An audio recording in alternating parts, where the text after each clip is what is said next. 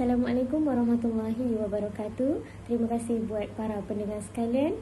Yang dihormati Encik Muhammad Fawzi selaku pensyarah mata pelajaran debat bahasa Melayu, yang disayangi kedua ibu bapa saya dan dikasihi rakan-rakan seperjuangan sekalian. Nama diberi Nora Azira binti Harun, bernombor matrik di 2019-2091-095. Saya daripada kursus Ijazah Sarjana Muda Pendidikan Awal Kanak-Kanak daripada Universiti Pendidikan Sultan Idris. Baiklah, pada hari ini saya ingin berkongsi serba sedikit tentang sebuah buku yang amat menarik dan memberi kesan kepada para pembaca. Saya yakin ramai para pembaca yang pernah mendengar tentang buku ini dan membaca buku ini untuk menjadikan pengajaran dalam kehidupan kita.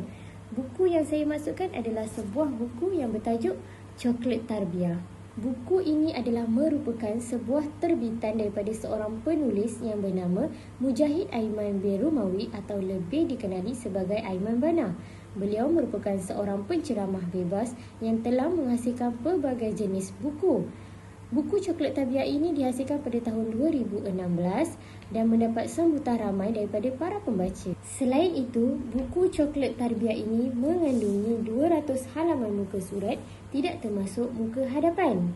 Buku ini mempunyai tagline iaitu manis-manis sahaja. Baiklah, apa yang menarik tentang buku ini adalah penulis menggunakan konsep coklat sebagai peranan utama dalam penyampaian nasihat. Seperti yang sedia maklum, coklat sedap dan manis, bukan? Jadi penulis menggunakan konsep coklat sebagai peranan utama mereka. Seperti di dalam muka surat hadapan, di dalam buku Coklat Tarbiyah ini, penulis ada menyatakan amaran bahawa jangan makan buku ini secara realiti, tetapi makanlah dengan iman dan hati, kemudian hadam dan amal. Selain itu juga, buku ini ada menceritakan tentang nasihat-nasihat yang berguna dalam kehidupan seharian kita melalui lukisan komik dan jalan cerita yang mudah. Buku ini juga ada menyelitkan tentang unsur keagamaan untuk dijadikan pedoman kepada para pembaca dengan menggunakan kaedah yang pendek tapi padat. Baiklah, melalui pembacaan saya di dalam buku Coklat Tarbiyah ini, saya amat terkesan dengan nasihat-nasihat yang ditulis oleh penulis. Hal ini kerana nasihat yang ditulis adalah bukan ditujukan untuk diri sendiri sahaja, malah untuk kedua ibu bapa, rakan-rakan dan masyarakat di luar sana. Antara isi yang saya dapat kupas di dalam buku ini ialah mengenai tentang keikhlasan, di mana penulis ada melukis komik pendek yang menceritakan tentang perbezaan dua buah cerita. Iaitu cerita pertama, penulis telah menceritakan tentang seorang usahawan yang berjaya yang sentiasa memberikan sumbangan kepada mereka yang memerlukan, seperti sumbangan anak kebangsaan, sumbangan mangsa banjir dan sebagainya. Kemudian, usahawan tersebut telah diwawancara dan beliau menyatakan bahawa beliau ikhlas memberikan sumbangan kerana itu adalah hasil keuntungan daripada projek yang mereka jalankan. Di sini kita dapat lihat ikhlas yang dimaksudkan adalah ikhlas secara terang-terangan. Manakala cerita yang kedua mengisahkan tentang seorang remaja yang melihat seorang wanita buta sedang meminta sedekah di sebuah kedai makan sambil membawa bekas kecil dan tongkat untuk berjalan. Kemudian remaja ini mengeluarkan duit daripada dompetnya dan bersedekah kepada wanita itu tanpa memberitahu bahawa dia telah bersedekah. Perkara ini dianggap keikhlasan secara senyap ataupun berdiam. Apa yang penulis ingin sampaikan di sini adalah konsep sebenar keikhlasan adalah seperti di dalam surah Al-Ikhlas, di mana tiada satu pun ayat di dalam surah tersebut yang mempunyai perkataan ikhlas. Jadi, para pembaca boleh berfikir, di manakah konsep keikhlasan yang sebenar? Ditunjukkan secara terang-terangan ataupun berdiam sahaja? Baiklah, antara isi kedua yang ingin saya sampaikan adalah mengenai tentang percintaan. Dalam meningkat alam dewasa, kita tidak terlepas untuk mempunyai perasaan untuk bercinta, betul?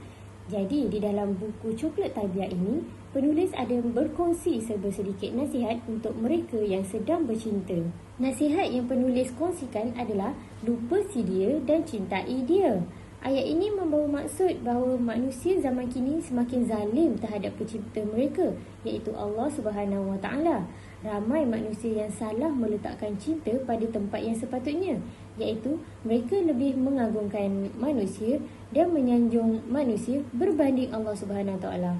Walhal, cinta Allah Subhanahu Wa Taala adalah yang lebih tinggi dan tiada yang lebih tinggi daripada cinta Allah. Jadi, mengapa kita masih mengharap kepada cinta manusia semata? Tidakkah kita sedar cinta manusia adalah sementara? Jika tidak berpisah secara hidup, mungkin berpisah mati. Jadi, bersandarlah kepada Sang Pencipta yang mencipta rasa cinta itu, iaitu Allah Subhanahu Wa Taala. Kerana tiada yang lebih indah berbanding cinta Allah Subhanahu Wa Taala. Dan isi yang ketiga yang saya kupas di dalam buku Coklat Tarbiyah ini adalah nasihat mengenai bersyukur. Sebagai makhluk di muka bumi ini, kita dicipta untuk mencari keredaan Allah melalui pelbagai cara. Ada segelintir manusia yang diuji melalui kemewahan, manakala ada juga yang diuji daripada segi kemiskinan, kesakitan dan sebagainya. Tujuan utama kita diciptakan adalah mencari keredaan Allah Subhanahu Wa Taala. Melalui kisah komik yang dilukis oleh penulis menceritakan tentang seorang remaja yang hidup dalam kelalaian. Remaja tersebut sentiasa berfoya-foya dengan meminum arak, merempit dan pergi ke kelab malam. Pada suatu hari, sedang remaja tersebut merempit, tiba-tiba datang sebuah kereta yang meluru keluar daripada sempang tanpa memberikan isyarat. Remaja tersebut terkejut dan melanggar kereta tersebut. Remaja tersebut kemalangan dan tidak sedarkan diri. Setelah seminggu koma, remaja tersebut sedarkan diri dan mengingat kembali apa yang telah berlaku. Kemudian beliau menangis dan bertanya, "Kenapa Allah masih menghidupkan pendosa seperti aku?" Kemudian datang ibu remaja tersebut berkata, "Kau patut bersyukur, Tuhan telah memberikan kau peluang untuk hidup dan mencari syurga. Engkau patut bertaubat dan mencari petunjuk daripadanya." Sejak daripada itu, remaja tersebut sentiasa bersyukur dengan kesihatan yang diberi. Remaja tersebut mencari pelbagai usaha untuk bertaubat dan mempelajari ilmu agama dengan lebih mendalam. Oleh itu, kita sebagai makhluk Allah Subhanahu Wa Taala wajib bersyukur dengan setiap perkara yang kita alami. Tiada perancangan yang lebih hebat melainkan perancangan Allah Subhanahu Wa Taala. Baiklah, itu sahaja perkongsian yang ingin saya sampaikan berdasarkan buku Coklat Tarbiyah ini.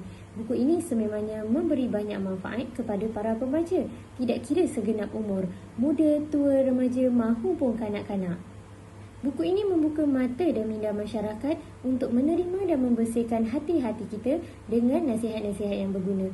Oleh itu, kita hendaklah mengambil pengajaran dan tauladan daripada kisah-kisah yang diceritakan agar kita menjadi makhluk yang berguna di atas muka bumi ini. Ingin saya tekankan di sini, sekeras-keras hati manusia pasti akan lembut jika ditegur dengan lembut dan berhemah. Oleh itu, kita sebagai makhluk Allah Subhanahu Wa Taala perlulah sentiasa membantu antara satu sama lain untuk mencari keredaan Allah. Dan janganlah kita sombong dengan nikmat yang telah diberikan. Teruskan membaca dan dalami ilmu. Sekian daripada saya. Sekian, terima kasih. Assalamualaikum warahmatullahi wabarakatuh.